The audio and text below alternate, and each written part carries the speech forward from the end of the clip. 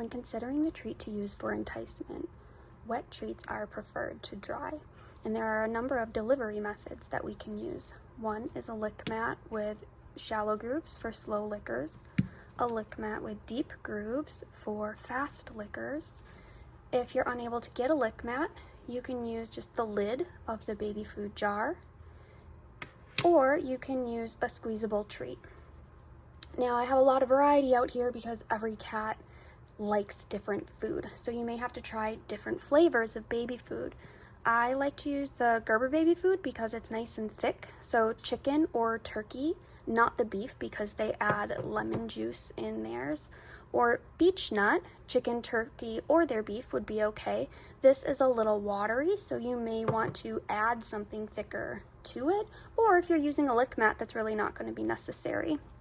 But using this on the lid or in your hand is a little more difficult than using the Gerber. But some cats may have a preference for the beech nut over the Gerber, so you really just have to play with what the cat likes. You can also do a mix and match. So if your cat likes fish, you could add a tuna or salmon or some sort of other lickable treat into the baby food to mix. You could also use any wet food or pate that is different than the food that they get for their meals. That's important. It can't be the same as what they have for their meals because we don't want to confuse their meals with their treat. You could also use something that's already a little more watered down, like a sort of mousse food. If they don't like the one kind of churu that you got, you can try multiple different flavors. The same with any brand of lickable treat that you get. I will say the Tiki Cat brand is a little watery and it's difficult to work with from the tube itself, but it's great to mix into your baby food.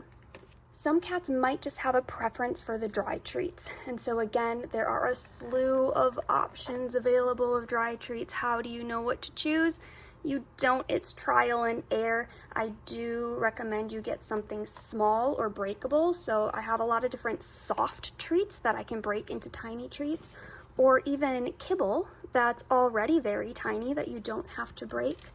The Greenies hairball treats can be broken in half or even into quarters, and any sort of freeze-dried treat is easily breakable as well.